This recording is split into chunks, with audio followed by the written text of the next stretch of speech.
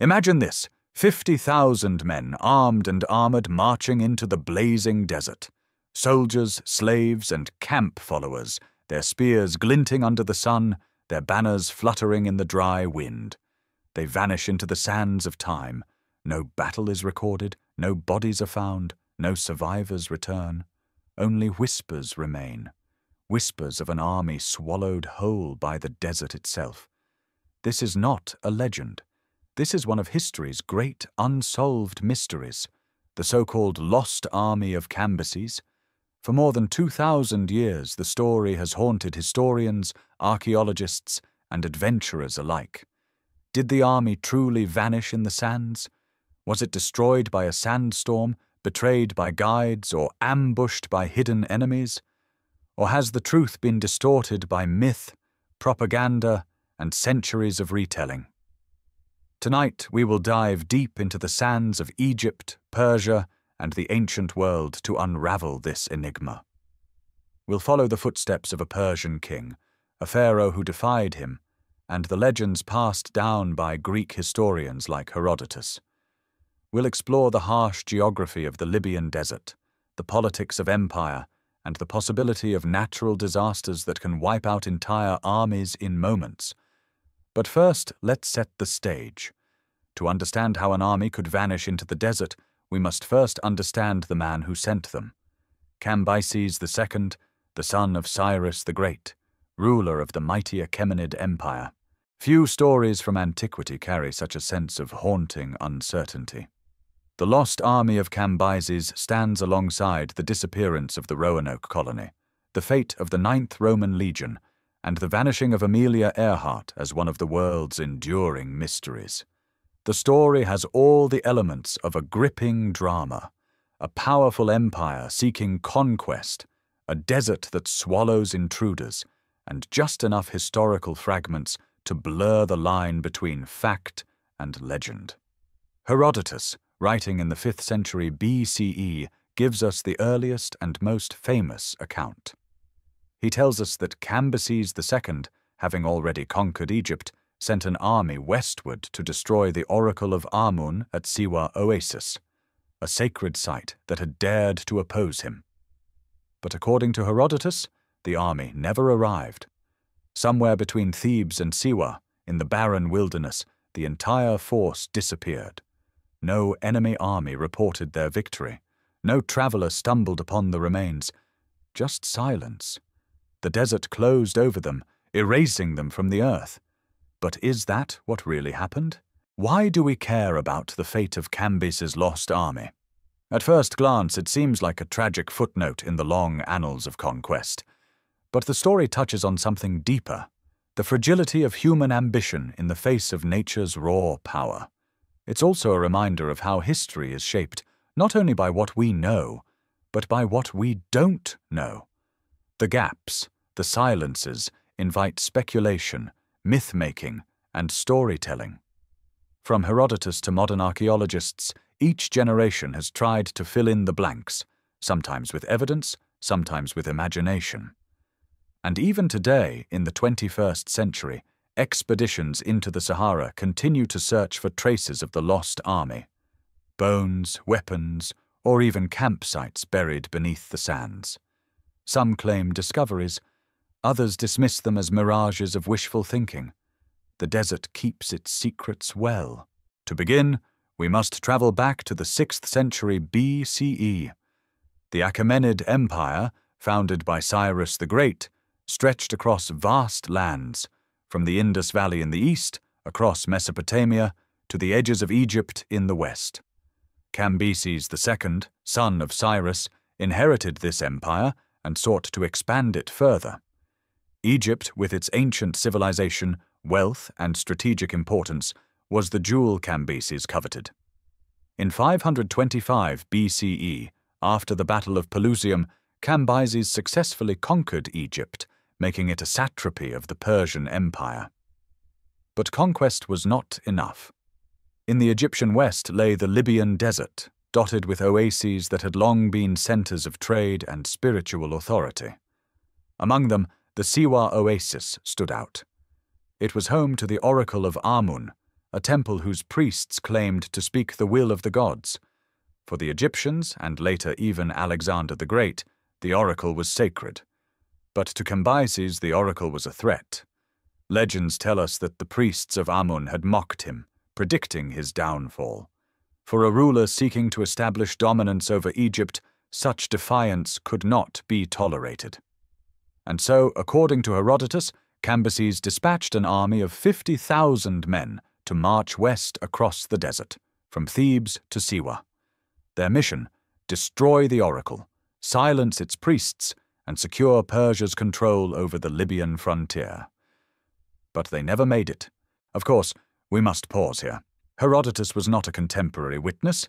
He was writing decades later, relying on second-hand accounts and stories told by Egyptians and Greeks. Some modern historians doubt whether Cambyses ever sent such an expedition at all. Could it have been propaganda? A story invented by Egyptians to mock their conqueror, portraying him as a fool whose arrogance led to disaster? Others argue that an army did march, but perhaps smaller than Herodotus claimed, and was destroyed by forces he did not understand: ambush, starvation, or natural catastrophe.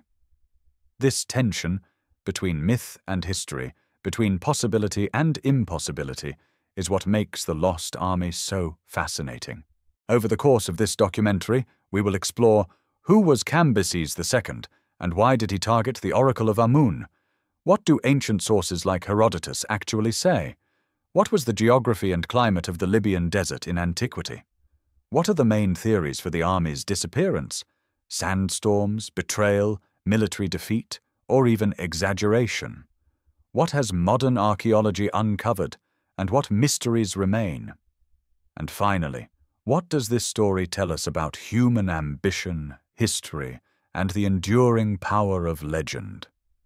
By the end, you will not only understand the mystery of Cambyses' lost army, but also the way myths are born, sustained, and investigated across millennia. So let us begin our journey into the world of Cambyses, son of Cyrus, king of kings, and the army that marched into the desert and never returned. To understand the enigma of Cambyses' lost army, we must first journey into the background, the empires, the rulers, and the landscapes that set the stage for this extraordinary story. The vanishing of an army does not occur in a vacuum. It is the product of ambition, geography, and the collision of civilizations. The mid-6th century BCE was an age of conquest. From the steppes of Central Asia to the fertile fields of Mesopotamia, one empire after another rose and fell. Yet among them, none would rival the vastness of the Achaemenid Persian Empire. Founded by Cyrus the Great around 550 BCE, the Achaemenid dynasty expanded with astonishing speed. Cyrus overthrew the Median Empire, conquered Lydia in Asia Minor, defeated Babylon, and forged a realm stretching thousands of miles across Asia. His rule became legendary, praised even by Greek historians for its relative tolerance and administrative brilliance. When Cyrus died in 530 BCE, his son Cambyses II inherited not just a throne, but a vision of universal empire. Cambyses was no ordinary prince. Trained in war and governance, he carried the weight of his father's conquests, and the expectation that Persia's expansion would not end with Cyrus. At that time, Persia's borders already brushed against Egypt, a land of immense wealth and symbolic power. To the Persians, conquering Egypt meant more than just acquiring grain, gold, and trade routes. It meant ruling one of the world's oldest and most storied civilizations. Egypt, in the 6th century BCE, was in the twilight of its independence. The ruling dynasty, known as the 26th Saite dynasty, traced its origins to Psamtik I, who had restored Egyptian autonomy after periods of foreign domination. By Cambyses' time, the pharaoh was Psamtik III, a young and inexperienced ruler. Egypt's strength lay in the Nile Valley, a fertile ribbon of life cutting through desert wastelands. Its wealth in grain fed not only its own people, but also its armies and allies. Its temples radiated ancient authority, claiming descent from gods and the right to interpret the divine order, or Ma'at. But Egypt also had vulnerabilities. It was surrounded on three sides by deserts, and its western frontier stretched into the vast Libyan Desert, a wilderness broken only by scattered oases like Bahariya, Farafra, Dakhla, Kharga, and further west, the famed Siwa. These oases were lifelines for caravans crossing the desert, connecting Egypt with Libya and beyond. Whoever controlled them could project power deep into the Sahara. In 525 BCE, Cambyses made his move. Gathering Persian forces alongside allies from conquered lands, Babylonians, Phoenicians, and even Greek mercenaries, he launched a campaign against Egypt. The decisive clash came at the Battle of Pelusium, near the Nile Delta. Ancient accounts describe how the Persians outmaneuvered Psamtik III's forces. Herodotus and later writers even claim that Cambyses used cats and other animals sacred to the Egyptians as psychological weapons, though this detail is likely embellished. What is certain is that Egypt fell. Psamtik III was captured, Egypt became a Persian satrapy, and Cambyses crowned himself pharaoh, adopting the double crown of Upper and Lower Egypt. The conquest was complete, but Cambyses' ambitions were not. To rule Egypt, one needed not just political control, but spiritual legitimacy. Pharaohs were not merely kings, they were divine intermediaries. Their power was tied to the gods of Egypt, and among these deities, Amun was supreme. At the distant Siwa Oasis, deep in the western desert, stood the Oracle of Amun. The priests there claimed to speak the words of the god himself. The oracle's reputation stretched far and wide. Centuries later, Alexander the Great would journey to Siwa to seek its blessing, and according to legend, the oracle hailed him as the son of Zeus Ammon. But in Cambyses' time, the oracle was no friend of Persia. According to Egyptian sources later repeated by Herodotus, the priests of Amun openly mocked Cambyses, declaring that he would never truly rule Egypt, that he was illegitimate, and that his downfall was inevitable. For a king who had just conquered a land renowned for its religious traditions, this was a direct challenge. Cambyses could not allow a rival source of divine authority to undermine him. Thus, Herodotus tells us, Cambyses dispatched an army, 50,000 men strong, to march from Thebes to Siwa and destroy the oracle. To appreciate the gravity of this mission, one must understand the geography involved. The Libyan Desert is one of the most inhospitable environments on Earth. Part of the Greater Sahara, it is a land of extremes, searing heat by day, bone-chilling cold by night, and almost no rainfall. Sand dunes stretch endlessly, interspersed with rocky plateaus and barren gravel plains. Water is scarce, found only in isolated oases separated by hundreds of kilometers of deadly emptiness. For ancient armies, deserts posed unique challenges. Soldiers needed not only food and weapons, but vast quantities of water. Horses, camels, and pack animals could not survive long without regular access to wells. To march an army of tens of thousands into such a region required extraordinary logistical planning. Herodotus describes the route as beginning at Thebes, the great religious capital of Egypt, before plunging westward across the desert toward Siwa. The distance between Thebes and Siwa is roughly 1,100 kilometers, an immense journey even today. The path would have taken the army past Kharga Oasis, then on toward Dakhla, Farafra, Bahariya, and finally Siwa. Even if Cambyses' army did not number 50,000 but rather a smaller force, the undertaking would have been staggering. Why then would he risk it? The answer lies in both politics and psychology. Cambyses, newly crowned pharaoh, needed to project strength. The Oracle of Amun was not just a temple, it was a symbol of independence, a reminder that Egyptian spirituality could resist foreign conquerors. By destroying it, Cambyses would send a message.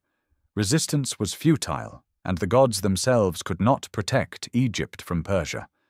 But there is also a deeper pattern here. Throughout history, empires at their peak often reach beyond the limits of practicality. Darius would later march into Scythia, Xerxes into Greece, Napoleon would invade Russia, Hitler the Soviet Union. Ambition drives rulers to overextend, and the desert may have been Cambyses' overreach. At this point, we must also consider where our information comes from. The primary account of the Lost Army is found in the Histories of Herodotus, written in the 5th century BCE. Herodotus traveled widely, gathering stories from Egyptians, Persians, and Greeks. While invaluable, his accounts often blend fact with legend. According to Herodotus, the army marched into the desert, reached the city of Oasis, likely modern Kharga, and from there set out across the sands. After several days, they camped. Then disaster struck. Herodotus writes that as they dined, a mighty south wind arose. A sandstorm engulfed them, burying men, weapons, and tents beneath an ocean of sand. Not a single soul survived. It is a haunting image, an entire army erased in a single moment by nature's fury. But is it true? Or is it a tale crafted by Egyptians to depict Cambyses as reckless, cursed by the gods he had offended? This tension between myth and reality is what makes the story so enduring. What we have, then, is a king with a motive, an army sent into one of the most dangerous deserts on earth, and a legend of their disappearance. From this foundation, countless theories have been built. Did the army truly vanish in a sandstorm, as Herodotus describes? Was it ambushed by Libyan tribes or Egyptian rebels? Was the story fabricated to explain a failed expedition, or perhaps to tarnish Cambyses' reputation? Or did something else, something more complex, happen in the desert? To answer these questions, we must now turn from the background to the key figures at the heart of the drama. Who were the people involved, and what do we know of their intentions? In the next chapter, we will meet Cambyses II himself, the man whose ambition may have doomed thousands. We will examine the priests of Amun, the Egyptian resistance, and the voices of historians who shaped how this story was told. Every mystery begins with people: the leaders, the visionaries, the storytellers, and the witnesses. To understand the disappearance of Cambyses' army, we must look closely at the key figures involved. Some stood at the center of power, others carried the weight of belief, and still others shaped the way the story was remembered for millennia. Cambyses II was not just another king. He was the son of Cyrus the Great, the man whose name still echoes across history. Cyrus was the architect of the Achaemenid Empire, celebrated not only for conquest, but also for his policies of tolerance. The famous Cyrus cylinder speaks of freedom for conquered peoples, earning him admiration even among later civilizations. But what of his son? Cambyses was born into power, but also into pressure. Sources describe him as stern, ambitious, and at times ruthless. Unlike his father, who had the aura of a founder, Cambyses inherited a fully formed empire that stretched from Central Asia to the Mediterranean. To maintain legitimacy, he had to prove that he was not just Cyrus's son, but his equal or greater.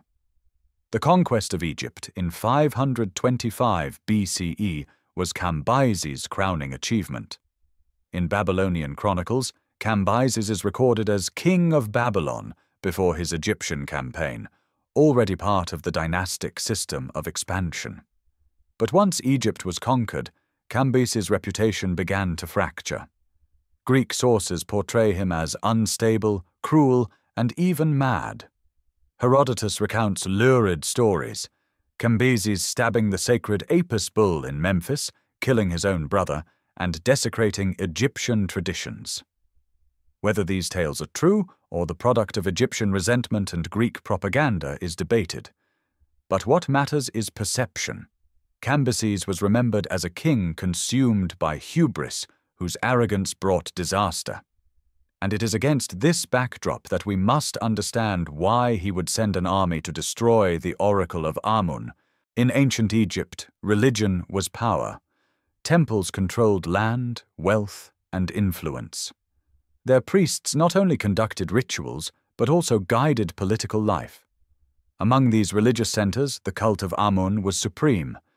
At Thebes, Amun was worshipped in the sprawling Karnak temple complex, with priests wielding immense authority. But at the remote Siwa Oasis, in the heart of the Libyan Desert, the god was honored in a unique way. Here, the Oracle of Amun spoke the will of the divine. Pilgrims traveled across vast distances to consult it, from pharaohs to commoners. For Cambyses, the oracle represented defiance. The priests of Amun reportedly declared that Cambyses had no right to rule Egypt. This was not merely religious opinion, it was a political statement. In societies where gods were inseparable from kingship, undermining Cambyses' legitimacy was tantamount to rebellion. Thus, the priests of Siwa became targets. Destroying them would eliminate a rival source of authority and cement Persian dominance. But in attempting this, Cambyses may have underestimated the forces, both natural and human, that guarded the desert. Herodotus claims the lost force numbered 50,000 men. Even if this figure is inflated, it suggests a formidable contingent. But who were they? The Persian army was not homogeneous. It drew soldiers from across the empire, Persians, Medes, Babylonians, and subject peoples. Greek mercenaries also fought under Persian command, prized for their discipline and skill. Alongside soldiers marched support personnel, engineers, water carriers, cooks, slaves, and camp followers. An army was a moving city, dependent on vast logistics. These men would have carried wicker shields, short swords, and spears. Cavalry units may have been present, though their survival in desert terrain would be precarious. Without ample supplies, even the finest warriors would be reduced to thirst-stricken wanderers. The fate of these thousands, whether they died in a sandstorm, in battle, or never existed in such numbers at all, remains the heart of the mystery. The Egyptians themselves play a quieter role in the story, but their presence is vital. After Cambyses' conquest, resentment simmered. Native Egyptians were not eager to embrace Persian rule, and many priests and nobles became centers of resistance. It is entirely possible that Egyptians spread or embellished stories of Cambyses' failures to undermine his authority. Beyond Egypt proper lay the Libyan tribes, semi-nomadic peoples who knew the desert intimately. For millennia, these groups controlled the trade routes across the Sahara. They moved between oases, guiding caravans and extracting tribute.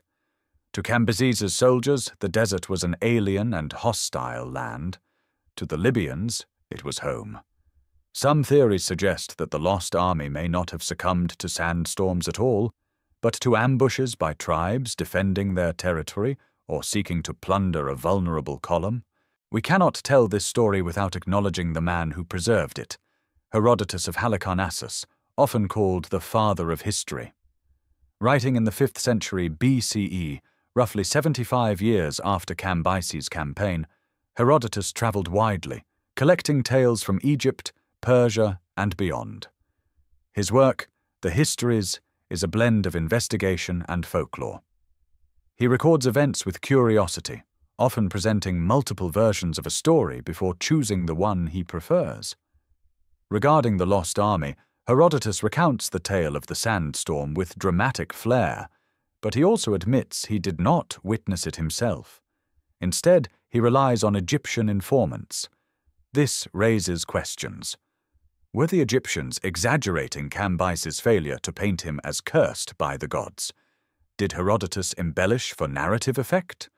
Or did he preserve fragments of a genuine catastrophe that had already become myth?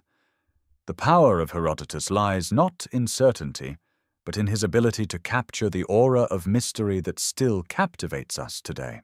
Herodotus was not alone in passing down the tale. Centuries later, other writers continued to mention the Lost Army.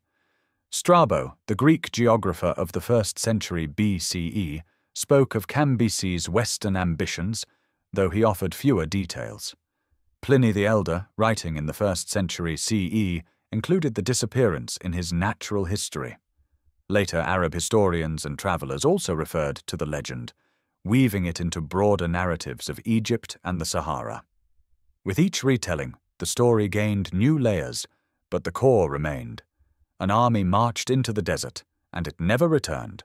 In more recent centuries, the story of the Lost Army attracted explorers and archaeologists. From the 19th century onward, Europeans fascinated by Herodotus's tales sought evidence in the Libyan Desert.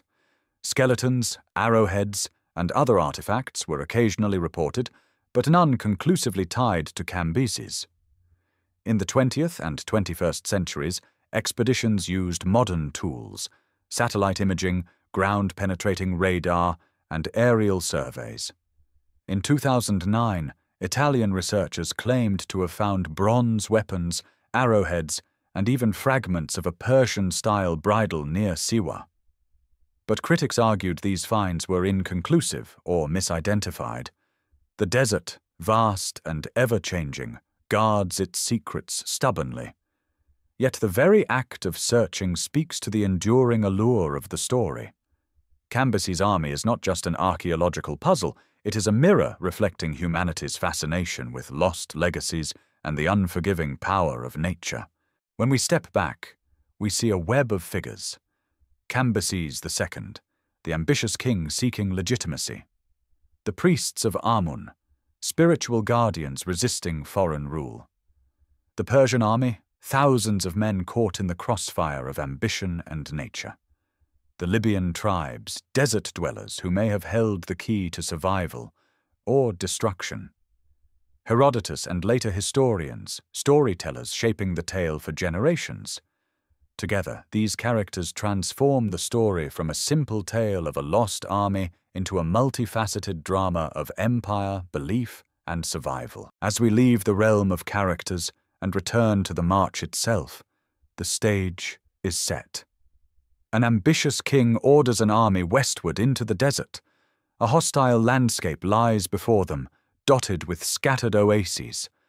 An oracle awaits at Siwa, its priests defiant. What happened next? How could tens of thousands vanish without a trace? In the next chapter, we will follow the central events, the march, the desert crossing, and the theories of their fate. The story of Cambyses' lost army is remembered not only for the mystery of its disappearance, but for the drama of its journey. Herodotus gives us the bones of the tale. Modern scholars and archaeologists have filled in the gaps with geography, climate science, and historical probability. Piece by piece, we can reconstruct what may have happened. It begins in Thebes, known today as Luxor, the ancient religious heart of Egypt. From here, Cambyses is said to have dispatched his force, numbering 50,000 men. Whether this number is exact or inflated, it suggests a massive column. Soldiers marched alongside support staff, engineers, slaves, and perhaps even priests or scribes to record their deeds. Their target, the Oracle of Amun at Siwa, nearly 1,100 kilometers to the west. The first leg of the journey would take them to the Kharga Oasis, some 200 kilometers across blistering desert. This was no easy march, but Kharga was large, fertile, and already linked to Thebes by trade routes. From Kharga, the path would continue northwest toward Dakhla, then Farafra, Bahariya, and finally Siwa. The oases acted like stepping stones in a deadly sea of sand. Miss one, and the army would perish. Imagine the scene. Tens of thousands moving in a long, snaking line across barren terrain. Pack animals groaned under the weight of supplies. Scouts rode ahead to seek water. Dust hung in the air, burning eyes and throats. By day, the sun hammered down mercilessly. By night, the cold crept in, sapping strength. The Persians were no strangers to harsh conditions. They had marched across mountains and deserts in Asia. But the Libyan Desert was unique, its scale and emptiness unlike anything they had known. Even small miscalculations could spell disaster. Some historians suggest that Cambyses' guides were local Egyptians or Libyans hired to lead the army. If so, their loyalty may have been questionable. Did they deliberately mislead the Persians? Or did the guides themselves underestimate the perils of the journey? Reaching Kharga would have been feasible. Archaeological evidence shows that Kharga Oasis has been inhabited for thousands of years, its wells and springs sustaining life in the desert. If the army truly began from Thebes, Kharga would be their first major stop. But after Kharga, the challenges multiplied. The distance to Dakhla stretched over 250 kilometers of barren wasteland. In antiquity, this was a perilous journey even for small caravans. For a massive army, the risks would be catastrophic. It is possible that the army split, some moving northward toward Bahariya, others continuing west. Fragmentation would have increased the likelihood of disaster. Herodotus tells us that after leaving the city of Oasis, likely Kharga, the army struck out into the desert. They marched for several days before disaster struck. One afternoon, as they camped, a violent south wind arose. In the deserts of North Africa, such winds are real and deadly. Known as the Khamsin or Simoom, these storms can drive walls of sand across the land with astonishing speed. Visibility drops to nothing. Breathing becomes nearly impossible. Entire caravans have been buried within hours. Herodotus writes that the storm buried the army whole. 50,000 men, swallowed by sand, never to be seen again. Modern meteorologists confirm that sandstorms of devastating magnitude do occur in the Sahara. The combination of high winds, shifting dunes, and loose soil can create conditions capable of engulfing entire groups. Accounts from the 19th and 20th centuries describe smaller expeditions vanishing in such storms. But could a single storm annihilate an army of tens of thousands? Skeptics argue that while casualties would be severe, survivors would likely remain. Annihilation may be an exaggeration, or perhaps a metaphor. To Egyptians hostile to Cambyses, the tale of divine retribution would have been irresistible. A hubristic king sending his men to defy Amun, only to see them obliterated by the god's wrath. Not all historians accept the Sandstorm story. Another possibility is betrayal. If Cambyses relied on Egyptian or Libyan guides, they could have led the army astray. A detour away from an oasis would doom the force within days. Dehydration and heat stroke could kill thousands before they realized the deception. Others suggest the army may have been ambushed by Libyan tribes. The desert peoples were fierce defenders of their oases. They knew the terrain intimately.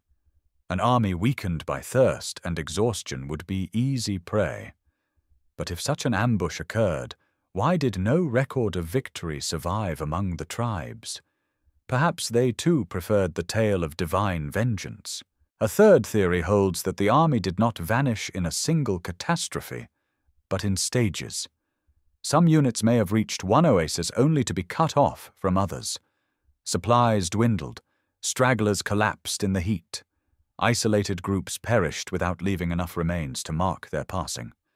Over time, the desert would cover what little evidence remained. Sand dunes shift constantly, burying and revealing artifacts.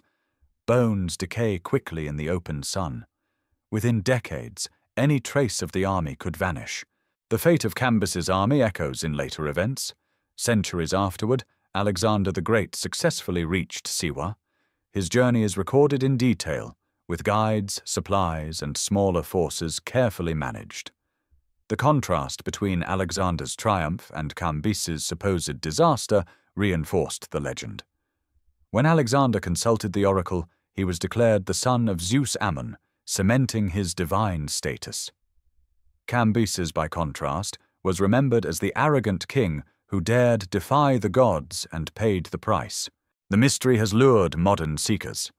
In 1936, Polish adventurer Count Laszlo Almasi, later immortalized in The English Patient, searched for traces of the lost army, but found nothing. In 2009, twin Italian archaeologists Angelo and Alfredo Castiglioni claimed to discover bronze arrowheads, jewelry, and human remains near Siwa, suggesting they had found the army's resting place. Their findings made headlines but were met with skepticism. Critics noted that the items could belong to other periods, and no definitive link to Cambyses was proven. The desert remained silent, its shifting sands offering tantalizing hints but no certainty. And so, we return to the march itself, thousands setting out with banners raised, only to vanish into silence. Herodotus preserves the image of a storm that devoured them. Modern science suggests thirst, exhaustion, betrayal, or ambush. Archaeology offers fragments but no answers. Perhaps the truth is a combination. A force weakened by harsh conditions, abandoned by guides, harried by tribes, and finished off by nature's wrath. Or perhaps the army never existed in such numbers, and the tale was always more legend than fact. What matters is not only what happened, but how the story has endured. The desert silence gave birth to myth, and myth has carried the lost army into the imagination of every generation since. In the next chapter, we will step beyond the central events to examine the aftermath. What impact did the disappearance have on Cambyses, on Persia, and on Egypt? Did this failure shape the course of empire? And how did the legend grow over time, from ancient whispers to modern quests? Every vanished army leaves echoes. Whether through rumor, political fallout, or cultural memory, the disappearance of Cambyses' force reverberated far beyond the sands of the Libyan Desert. To grasp the aftermath, we must ask, what happened to Cambyses himself after the campaign? How did Egypt and Persia respond? And how did the story evolve in the centuries that followed? If Herodotus is to be believed, the annihilation of 50,000 men would have been catastrophic. For a ruler, the loss of such a force was not merely a military setback, it was a symbolic humiliation. And yet, Persian sources are curiously silent on the matter. The Babylonian chronicles, which record Cambyses' reign, make no mention of a disaster in the desert. Some scholars argue this silence implies that the expedition never happened, or that its scale was much smaller than later told. Others counter that Persian records often omitted failures, preferring to project strength. What we do know is that Cambyses' rule in Egypt quickly unraveled. Ancient writers describe his time as marked by cruelty, paranoia, and sacrilege.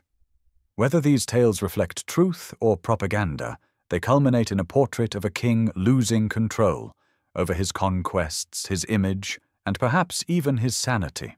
Egypt, recently conquered, was a land simmering with resentment. The priesthood, whose power had been curtailed by Cambyses, resisted Persian authority. Stories of the lost army may have circulated as propaganda, proof that Amun himself had punished the foreign king. Revolts broke out soon after Cambyses' departure from Egypt. Psamtik III, though captured, inspired lingering loyalty. Egyptians sought to reclaim autonomy, and whispers of Persian weakness emboldened rebels. The idea that Cambyses had been cursed by the gods bolstered the morale of resistance. Though Persia crushed uprisings, the empire would struggle for centuries to maintain tight control over Egypt. The land of the Nile remained a restless satrapy, prone to rebellion whenever Persian power faltered. The desert catastrophe, real or imagined, foreshadowed Cambyses' own downfall. In 522 BCE, while returning from Egypt, Cambyses died under mysterious circumstances in Syria. Accounts vary. Some say he accidentally stabbed himself with his own sword while mounting his horse. Others hint at assassination or suicide. His death triggered turmoil in the empire. A pretender, known as Bahariya or Gaumata, claimed the throne, sparking a civil war. Eventually, Darius I seized power, stabilizing the empire and embarking on new conquests.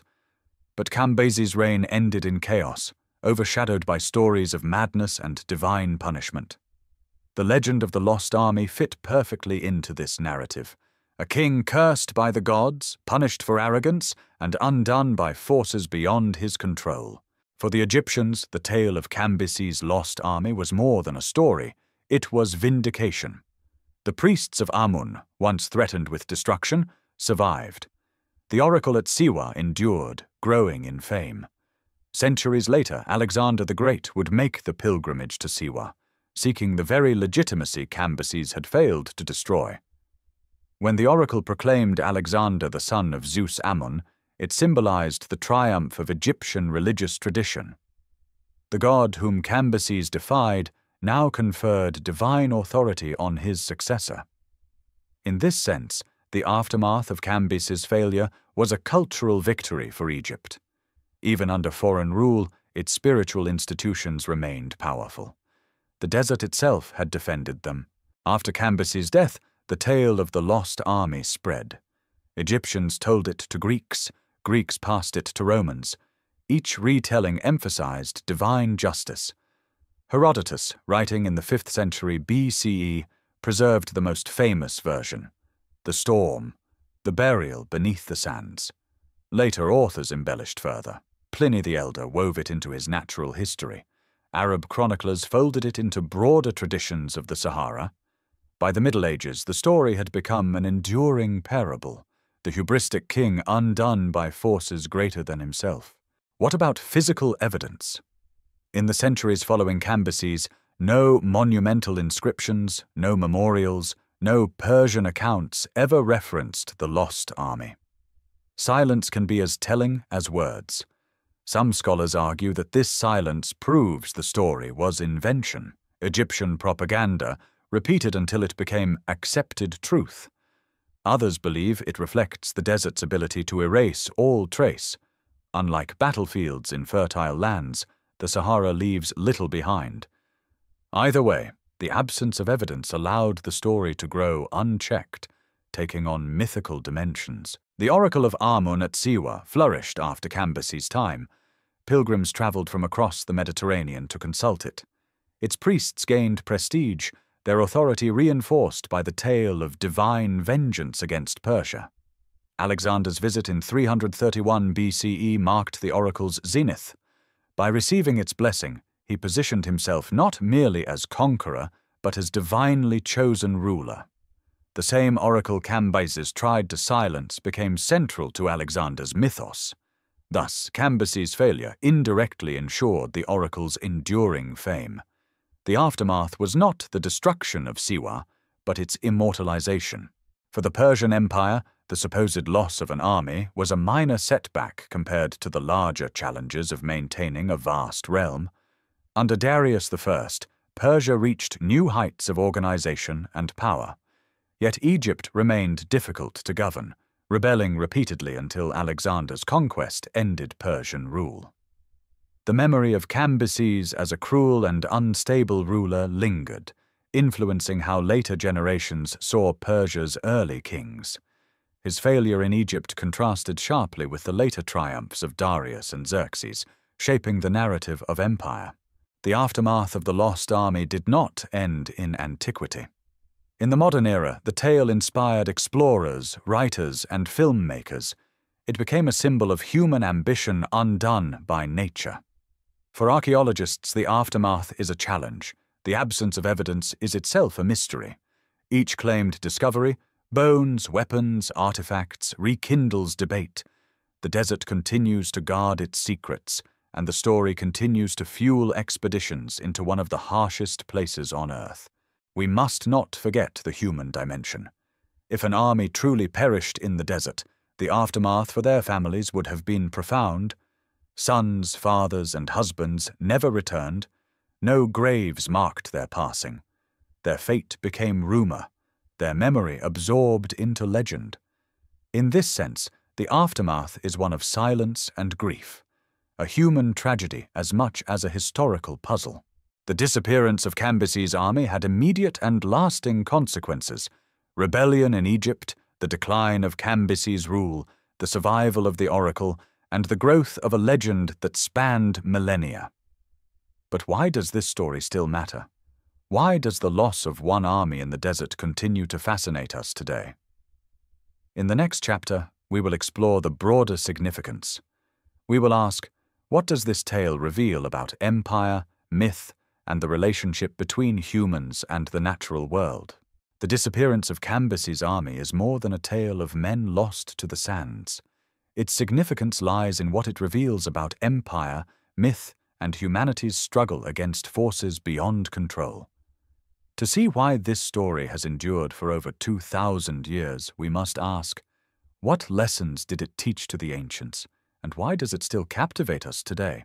First and foremost, the tale highlights the fragility of empire. The Achaemenid Persians commanded one of the greatest realms in history, spanning continents, diverse peoples, and immense wealth. And yet, even at the height of their power, a single campaign into the desert could end in silence. The image of an army swallowed by the sands was a warning. Imperial ambition has limits.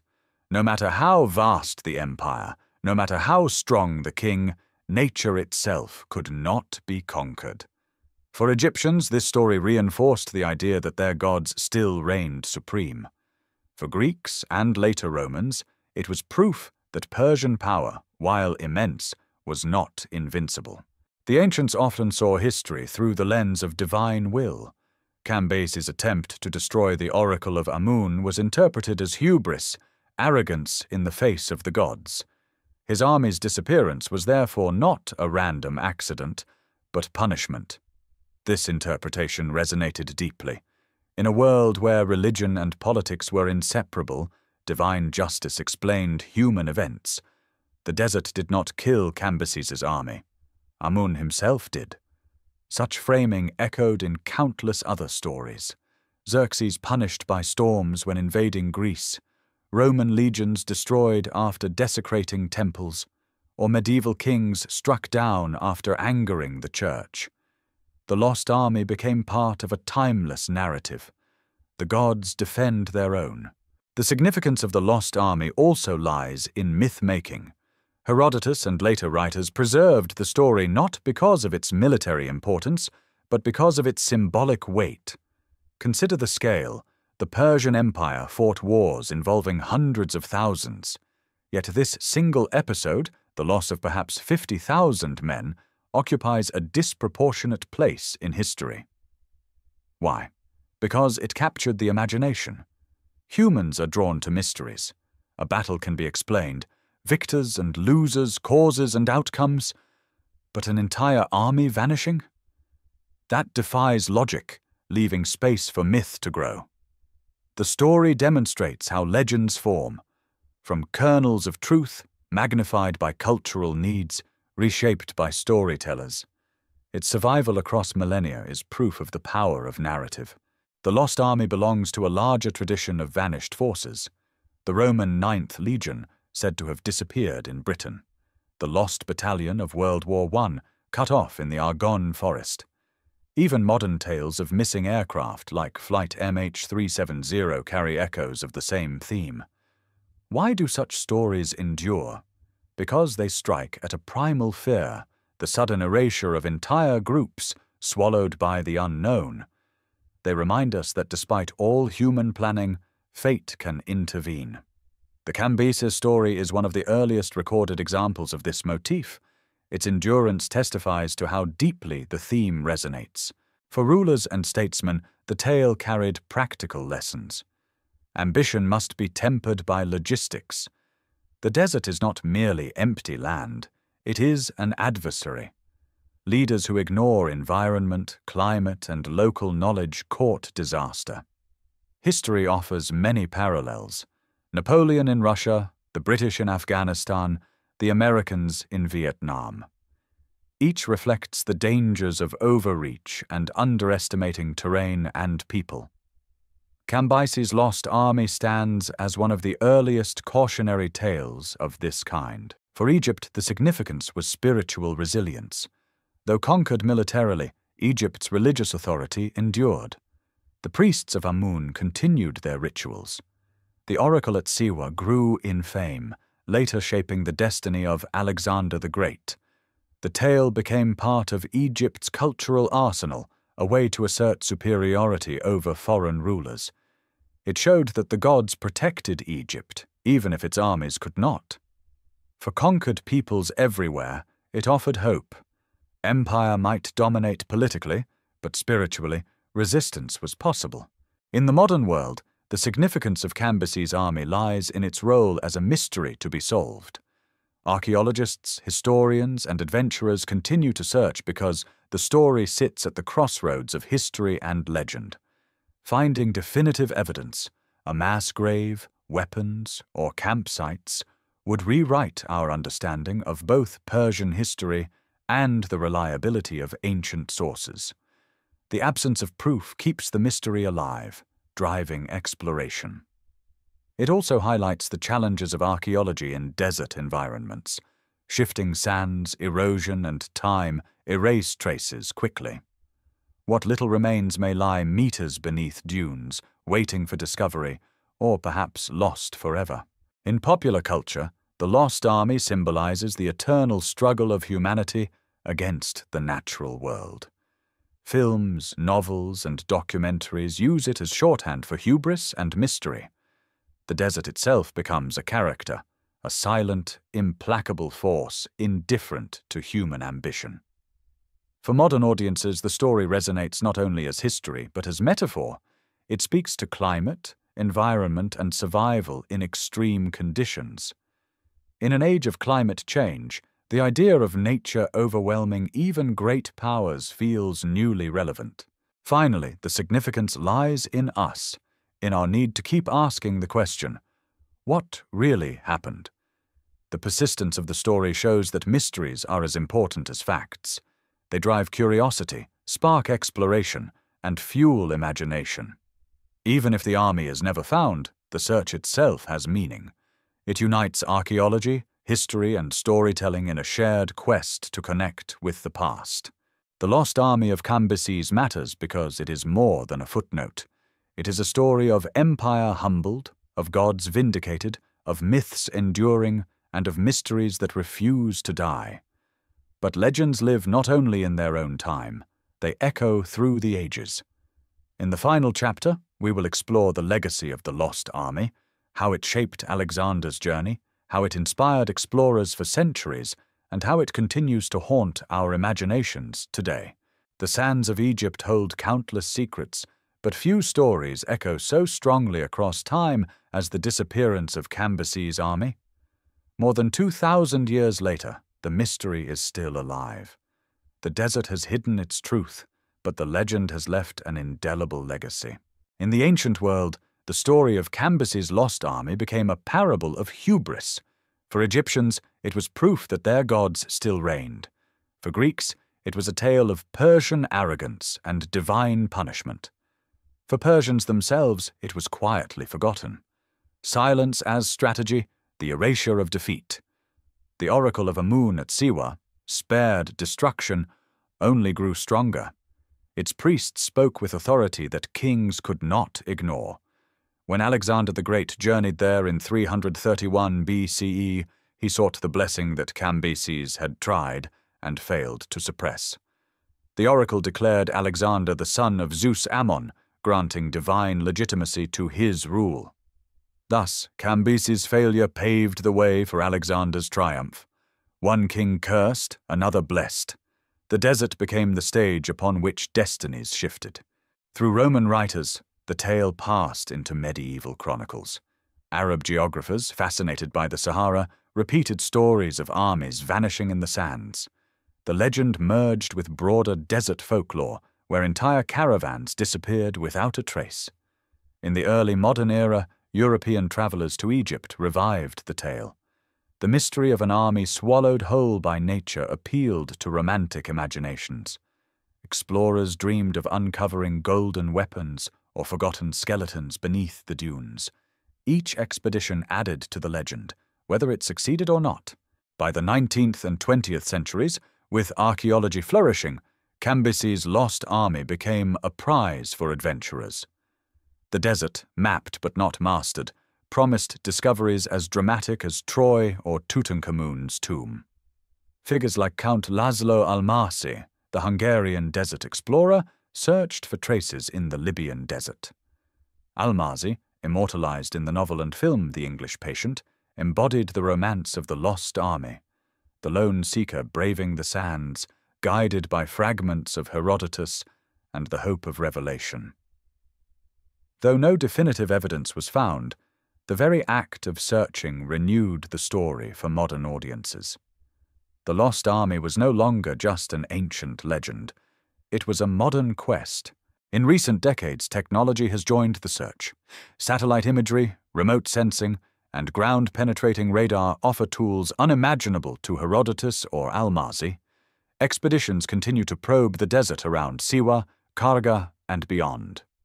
The 2009 claims by Italian archaeologists Angelo and Alfredo Castiglione of finding Persian artifacts reignited global interest. Bronze arrowheads, human remains, and fragments of weaponry suggested the tantalizing possibility of discovery. Yet controversy followed. Critics argued the finds were from later periods or unrelated battles. The debate remains unresolved. Science has not yet closed the case. Perhaps it never will. The desert's silence is profound, and its sands have erased more than we can ever hope to recover. But the pursuit itself is part of the legacy. Each expedition keeps the story alive, reminding us that history is not only about what we know, but what we yearn to know. The Lost Army has inspired novels, documentaries, and films. It appears in scholarly debates and in popular imagination. Writers use it as a metaphor for ambition undone, for the unknowable lurking just beyond our grasp. It joins the pantheon of great historical mysteries, alongside Atlantis, the Ninth Legion, and the vanished colony of Roanoke. Each story appeals to the same human longing, the desire to solve what cannot be solved, to uncover what lies buried in time. But the legacy is not only cultural. In an age when climate change and desertification threaten millions, the story of Cambyses' army feels hauntingly relevant. Nature still humbles human ambition. Storms, droughts, and shifting sands remain powerful adversaries. The image of an army swallowed whole is a reminder. Technology and power do not make us invincible. The environment has always been, and always will be, a force greater than empires. And so, the question remains: what really happened? Was there truly an army of 50,000 men that vanished into the desert? Or was the story born from propaganda, magnified into legend? Did a sandstorm bury them, or did thirst and betrayal doom them? Were they slaughtered by desert tribes, or did they never march at all? The truth may never be known. The sands have hidden it too well. But perhaps the power of the story lies precisely in its mystery. The unanswered question keeps it alive, inviting each generation to retell, reinterpret, and rediscover. The Lost Army of Cambyses is more than history. It is a mirror of ambition and hubris, of resilience and myth, of our endless fascination with the unknown. It reminds us that even the mightiest armies can vanish, that even kings cannot conquer nature, and that sometimes the greatest power lies not in what is found, but in what is lost. For 2.5 millennia, the sands of the Sahara have guarded their secret. Perhaps someday, archaeologists will uncover the bones of Cambyses' soldiers, their weapons still clutched in skeletal hands. Or perhaps the desert will keep them forever, silent witnesses to the arrogance of empire. Until then, we are left with a story told by Herodotus, whispered by priests, retold by explorers, and passed on to us. A story that will not die. This is the legacy of Cambyses' lost army, an army that marched into the desert and into legend,